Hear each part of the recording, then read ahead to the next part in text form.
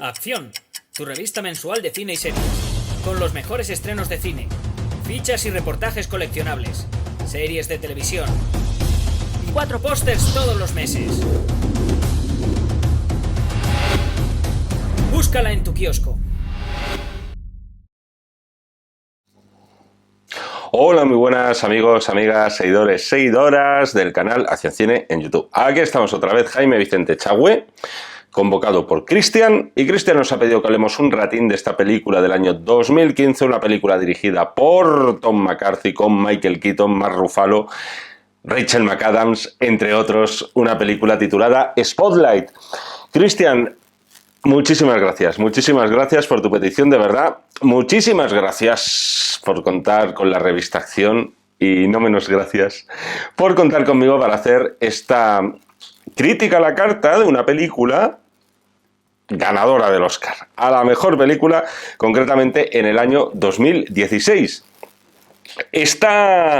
Vamos a decir que este premio entraba dentro de la categoría de esos Oscars más bien tirando a sorprendentes. Es cierto que en el año de su nominación quizá no había una favoritísima para arrasar aquel año. Había películas estupendas. Oh, por ahí andaba Steven Spielberg con El puente de los espías, una película que yo creo que cada año que pasa me gusta más.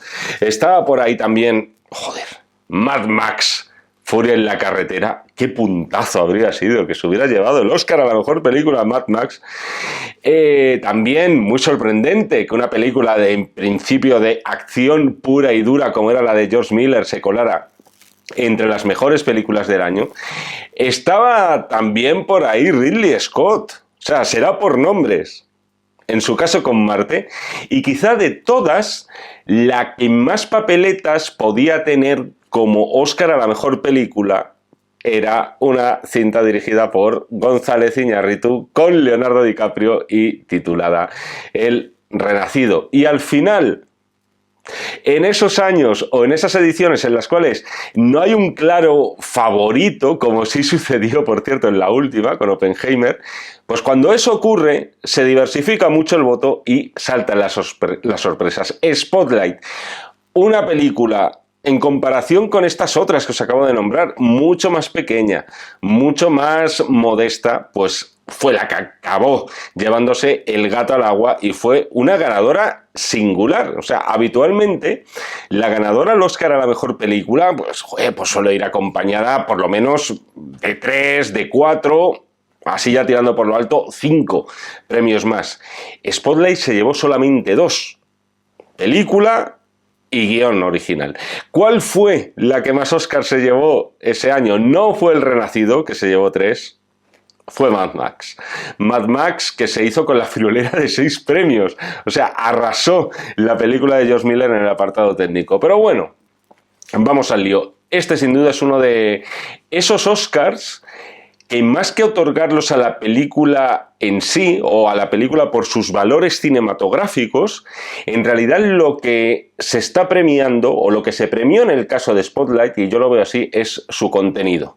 Ya sabéis, la película es la crónica de la investigación por parte de un equipo de reporteros de un periódico de Boston, el Boston Globe, de los abusos sexuales a menores cometidos durante décadas por parte de sacerdotes de la ciudad y que habrían sido encubiertos por la iglesia en Boston. Fue un caso que verdaderamente puso a la iglesia como institución en jaque. De hecho, una de las líneas de actuación más enfatizadas durante el pontificado de Benedicto XVI, que fue sucesor de Juan Pablo II, fue el intentar cortar de raíz cualquier intento de abuso sexual en instituciones dependientes de la iglesia. El propio Papa Francisco, sucesor de Benedicto, y en fechas muy recientes, además, él ha pedido perdón por estos casos. En la Iglesia hay lugar para todos, pero no hay lugar para el abuso ni para encubrirlo, y todos aquellos que lo hagan serán juzgados. Fueron una de las últimas declaraciones del Papa Francisco al respecto.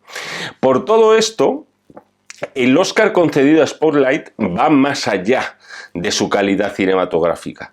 Un Oscar a la mejor película, además, ya sabéis lo que supone. Supone un altavoz. al resto del mundo. Sin ese Oscar, la película dirigida por Tom McCarthy habría pasado infinitamente más desapercibida. Y de esta forma los mensajes de denuncia que lanza Spotlight se multiplicaron en el planeta.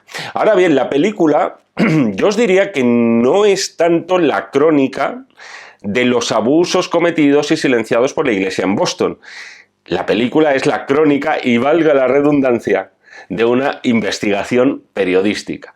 O sea, Spotlight, más que defenestrar a los abusadores y a los silenciadores, cosa que también hace, yo lo veo por encima de todo como una forma de poner en valor, de reivindicar, de homenajear a aquel equipo de periodistas que destaparon el escándalo. Para que os hagáis una idea, del mismo modo que Todos los hombres del presidente, ya que estamos hablando aquí de clásicos del cine periodístico, no era tanto una película sobre el Watergate como una película sobre lo que suponía una investigación periodística, las dificultades, los esfuerzos, el coste personal no tanto en la película de Alan J. Pakula, pero bueno, de alguna forma se podía intuir, las presiones de todo tipo. Lo mismo podríamos decir de Spotlight en relación a aquellos casos de abuso sexual en Boston. El peso de la película al final cae enteramente en los periodistas. Ellos son los protagonistas. Ellos son los auténticos héroes de esta historia. Estamos ante cine de periodistas puro y duro. Y de un periodismo, por cierto, y hablo del de investigación, que habría que analizar si a día de hoy sigue siendo sostenible. Esto va a ser un punto interesante, os adelanto ya, del que os hablaré posteriormente en este vídeo. Esta es una película, por cierto, dirigida por un director al que a priori no le pegaba demasiado meterse en este embolado. Tom McCarthy era lo que podríamos considerar un director indie, en el sentido de moverse siempre con pequeños presupuestos, sin grandes estrellas y, desde luego, no con historias que aspiren a, vamos a decir, a grandeza. Sus dos primeras películas, a mí en lo personal, me encantaron cuando las vi. Una de ellas era Vías Cruzadas, de Station Agent, me parece que era el título en inglés. Vías Cruzadas, que no Vidas Cruzadas. Esto ya para empezar, ya condena una película con Peter Dinklage. Y después también me sorprendió muchísimo con The Visitor, con un Richard Jenkins, que en aquella película estaba para comérselo como aquel profesor anodino que aprende a tocar los bongos. Estuvo nominado al Oscar seguro, Richard Jenkins. De hecho, ese fue mi reclamo en su día para ir a ver la película. Creo recordar que no lo ganó. Eran historias, las de estas dos películas, pequeñas, o sea, con gente pequeña. Y no lo digo por Dinklage, de verdad, con actores aparentemente pequeños, pero que alcanzaban cierto grado de universalidad, porque en ambas películas se respiraban emociones con las que cualquiera podía identificarse, y además siempre con un, vamos a decir que con un grado de excentricidad y de disparate dentro de sus tramas, que las acababan haciendo primero muy divertidas y luego entrañables. En una película como Spotlight no vais a encontrar esa originalidad, no vais a encontrar tampoco una gran dirección cinematográfica. Me parece muy justo que se le diera ese año el Oscar a González Iñárritu por El Renacido, que ya solo por su secuencia inicial, la del ataque, es un prodigio técnico. La dirección de McCarthy, digamos que no es virtuosa en esta película, ni muchísimo menos, y estoy hablando de la película que nos ha pedido el bueno de Christian, pero digamos que sí que es funcional. Y esto es interesante porque quizá esa es la dirección que encajaba mejor con una película de este tipo. O sea, artículos periodísticos, o los artículos periodísticos no tienen que ser necesariamente los más literarios, ni los más ricos en metáforas, ni los más ricos en otras figuras literarias. En la facultad, durante la carrera, nos hablaban siempre de las famosas 3 Cs. C de casa, me estoy refiriendo. Claro, conciso y correcto. Tú lanzas tu mensaje con claridad. Claro, no te vayas por las ramas y por supuesto que esté expuesto con corrección, bien expresado, expresado, mejor dicho, haciendo buen uso de las oraciones subordinadas y demás. Esto, aunque no lo parezca, a veces te das con sorpresitas, ¿eh? Lo que viene a ser bien redactado. Y eso es precisamente lo que al final es una película como Spotlight. Es clara, es concisa y es correcta, como una buena crónica periodística. Es cierto, vemos, y luego me referiré a alguno, a momentos que podrían haber sido más jugones desde el punto de vista cinematográfico, pero está claro que no era el objetivo de esta película. El objetivo de esta película eran esas 3 Cs. En resumen, y para mi humilde criterio, 4 estrellas sobre 5, un 8 para este Spotlight. Sinopsis. Estamos en el año 2001, tenemos a un super equipo de periodistas encabezados, entre otros, por el Batman de los 80 y el Hulk del siglo XXI, así que os podéis suponer que estamos ante auténticos cracks. Ahora, en serio, se trata de los miembros de lo que podríamos considerar una sección especial dentro de este periódico bostoniano, centrada única y exclusivamente en la investigación. Es decir, haciendo lo que aspiran o a lo que deberían aspirar todos los periódicos, que es a investigar temas que nadie más tiene. Exclusivas. No de las que se olvidan, por cierto, de un día para otro, sino de las que verdaderamente tienen calado. El nombre de esa sección dentro del Boston Globe es Spotlight, que podríamos traducir algo así como en el foco, en el punto de mira. Llega un nuevo director a ese medio, encarnado por Liev Schreiber. Van a empezar a indagar por sus órdenes en unos antiguos casos de presunto abuso sexual por parte de los sacerdotes de Boston a niños que ya son adultos. Esa labor va a recaer en este equipo de Spotlight, capitaneado por Michael Keaton. ¿Había dicho los actores o no? Has hecho la coñita de los superhéroes. Y Michael Keaton, y que cuenta entre sus principales redactores con Mark Ruffalo y Rachel McAdams. Empiezo por lo que yo os he comentado antes, que para mí es el principal mensaje de Spotlight. Por supuesto, es una película que censura sin ningún tipo de ambajes lo sucedido con este caso, pero por encima de todo la película es cine de periodistas y cine de periodismo. Tened en cuenta además cuándo está ambientada la peli. Bueno, cuándo está ambientada, cuándo sucedieron los hechos. Estamos en el año 2000 o 2001, más bien. Por supuesto, ya existe Internet. Los grandes medios de comunicación ya cuentan con una cabecera digital, pero ahora bien, por aquel entonces, primero estaba el periódico de papel y después estaba la versión web. Hoy, un cuarto de siglo más tarde, podemos asegurar sin ningún tipo de duda que para las empresas periodísticas está primero la versión digital y luego, si eso, y para quien lo tenga, el papel.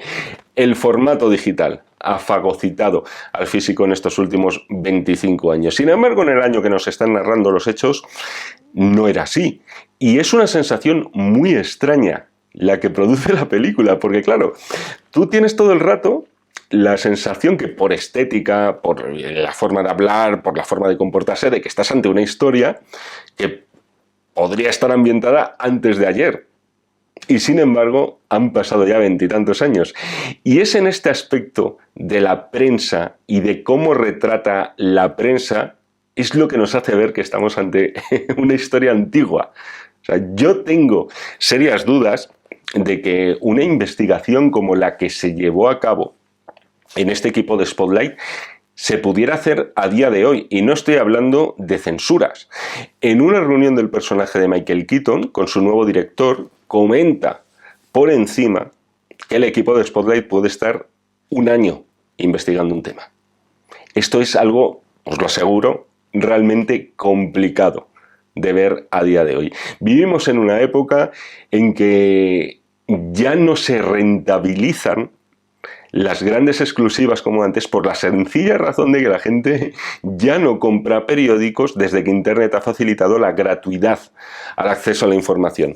Me diréis que efectivamente que hay muros de pago, hay suscripciones, hay noticias cerradas que solo puedes leer si pagas la suscripción a ese medio.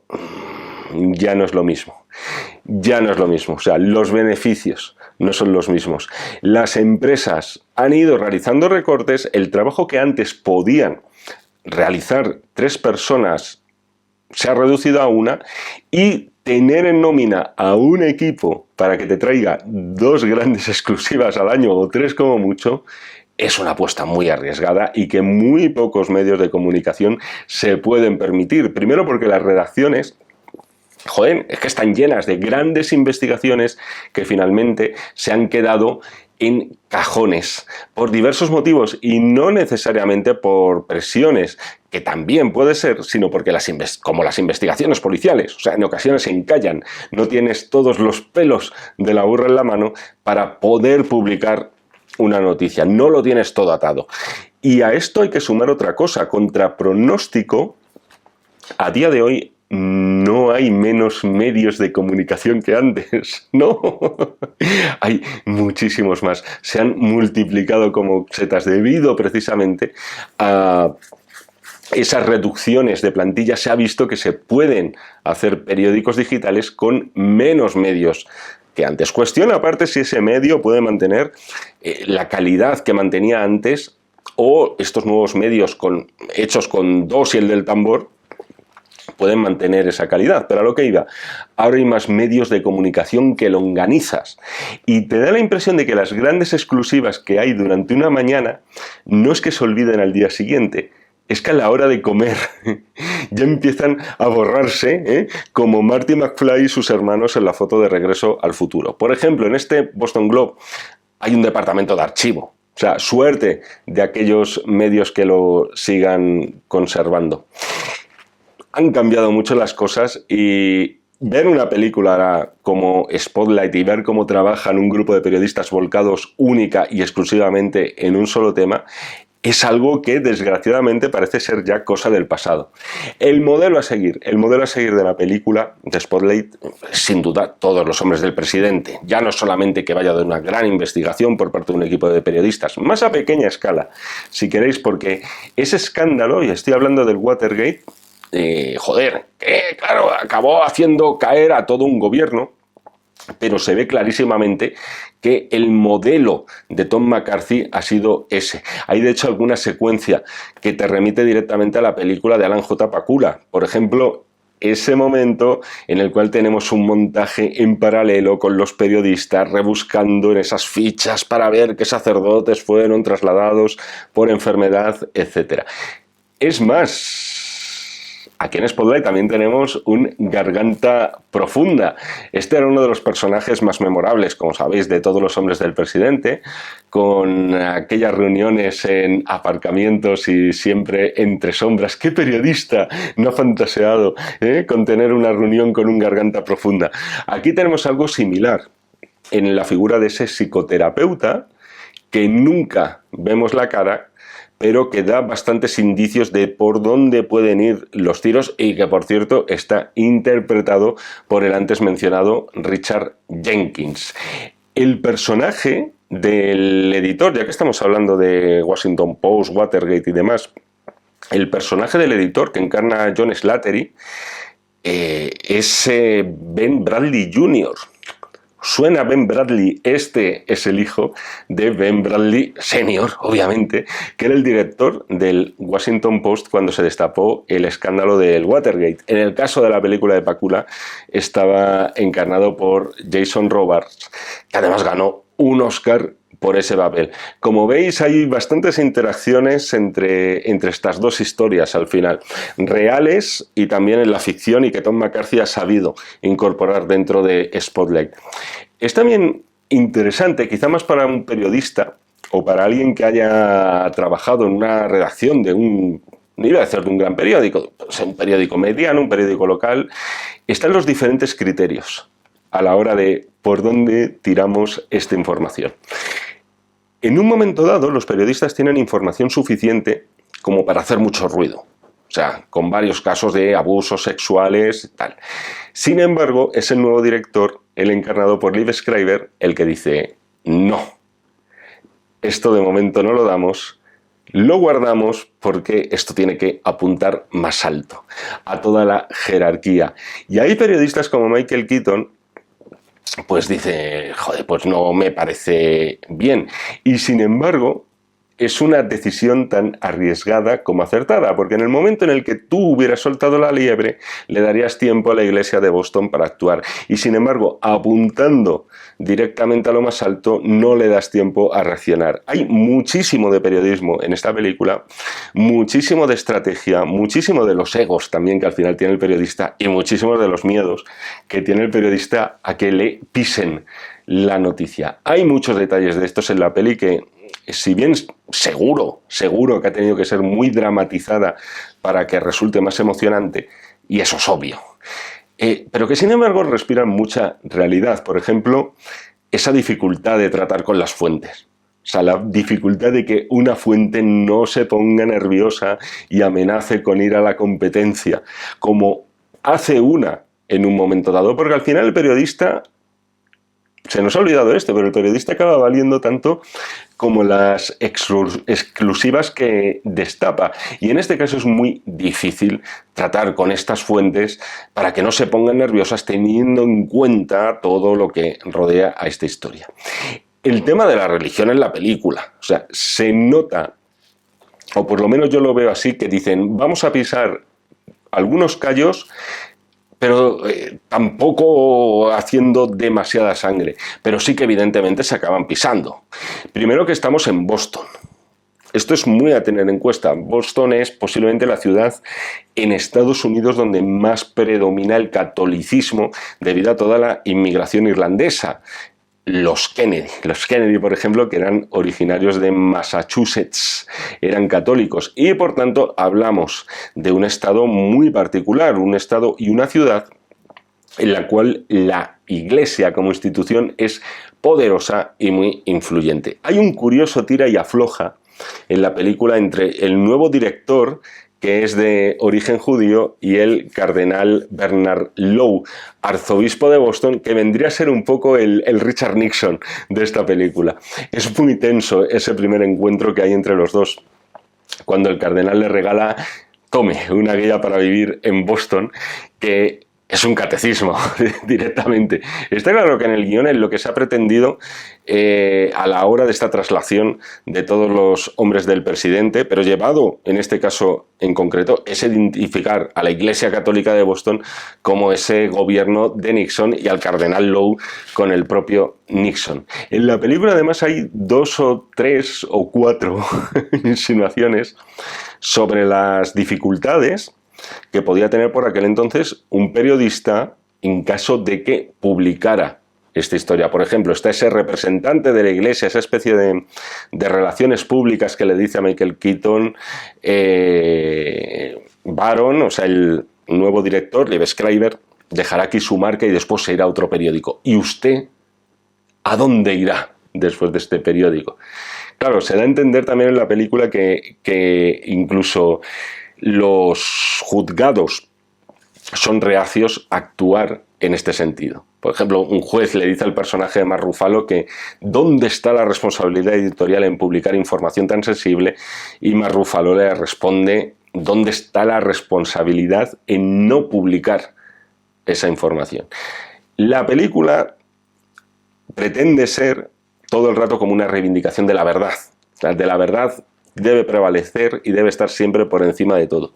Es interesante, y seguimos con este tema de la religión, lo que ocurre con el personaje de Rachel McAdams, y más concretamente con esa abuela de Rachel a la que entrevemos de vez en cuando. Hay que tener en cuenta que muchos de los protagonistas han sido educados en el catolicismo, y de hecho hay referencias a esto a lo largo de la película, y que al conocer estos casos se sienten engañados. Por ejemplo, todo el tema que dice Rachel de que antes acompañaba a su abuela a la iglesia y que ahora ya no quiere. Es decir, a la película se la podrá acusar de muchas cosas, pero no de que sea tibia a la hora de realizar la denuncia. Evidentemente, la quiebra en la fe que puede producirse por haber sido una serie de abusos sexuales dentro del seno de la Iglesia, quizá no es el centro de la película. El centro de la película, como ya hemos visto, es la investigación, es la búsqueda de la verdad. Pero creo que si bien se nota que dicen metamos caña, pero no más de la cuenta, no se evitan aspectos que son muy sensibles y que al final acaban afectando a las creencias de la gente. En ese sentido hay una conversación muy, muy reveladora entre los personajes de Mark Ruffalo y Rachel McAdams en un porche, los dos, una noche, sobre este asunto de sentirse traicionados. Momentos de la película, sin duda uno de ellos, uno de los primeros que dices que son verdaderamente heavies, es el testimonio de ese chico que está con Rachel McAdams y que explica todo lo que le pasó y dice aquello de que, claro, era la primera vez que alguien le decía que estaba bien ser gay y el que se lo dijo era un sacerdote. Hay otro momento extrañísimo y muy sorprendente, que es cuando también Rachel McAdams, que por cierto está muy bien en la película, si no recuerdo mal la nominaron al Oscar, está buscando testimonios y llega a casa de uno de estos sacerdotes, un señor ya mayor, y le reconoce abiertamente que hizo lo que hizo, pero diciendo como no, pero en realidad a mí nunca me dio placer. Y claro, como dice el personaje de Rachel McAdams, dice, joder, es que este hombre tenía como una extraña forma de racionalizarlo. Sin embargo, esta mini historia se queda ahí. Y quizá como otros detalles de la película también merecían más atención. Sobre los actores, hay que decir que todos están muy bien, muy correctos, como es la película, correcta desde un punto de vista técnico, narrativo. Michael Keaton, para mí, es de largo el que acaba siendo el más carismático de todos. O sea, es un actor con una chispa especial que le permite ejercer de bueno o villano en una misma película sin ningún tipo de problemas, pero quizá es verdad que el que cuenta con más momentos para lucirse es Mark Ruffalo en la peli. Sabemos muy poco de estos periodistas, o mejor dicho, sabemos muy poco de su vida privada.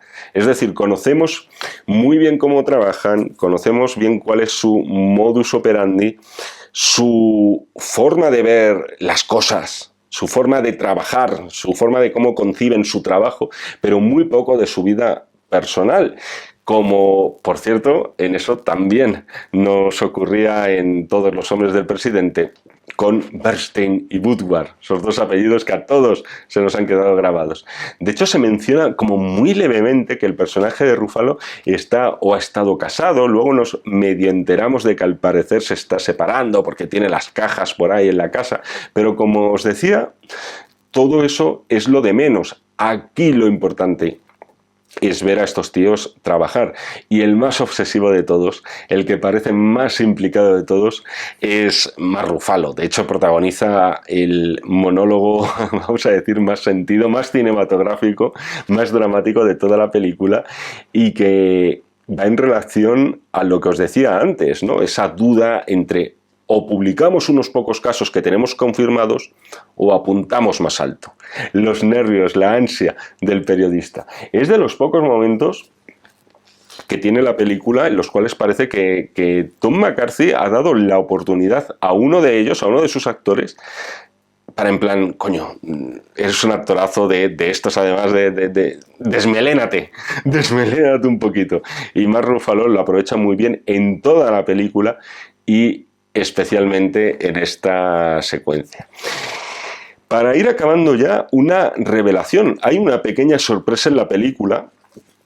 Después de que Michael Keaton consiga esa confirmación por parte de su amigo de todos los casos en los que la iglesia de Boston estuvo negociando con las familias de las víctimas, se entiende que para comprar el silencio, se revela que hace muchos años él tuvo acceso a esa información y sin embargo la acabó dejando pasar.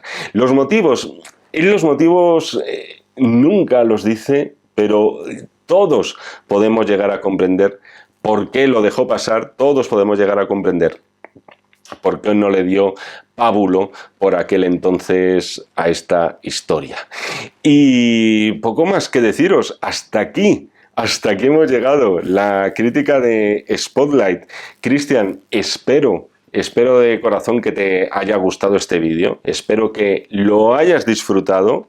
Creo que tenemos tú y yo otra película por ahí en marcha. Más de una, me parece. Alguna también que va a dar bastante juego. Aquí seguiremos en la brecha y espero que por extensión os haya gustado a todos. Grandes películas nos ha dejado el cine de periodistas, amigos. Aquí estuvimos hablando de Bajo el fuego, Todos los hombres del presidente y tantas otras, coño, todas las de corresponsales de guerra, El año que vivimos peligrosamente. A mí Civil War me gustó, ya os lo he dicho, os lo dije en mi vídeo de lo mejor y las decepciones de 2024, y por lo general es un género que casi siempre da películas como mínimo notables y sin duda alguna Spotlight es notable.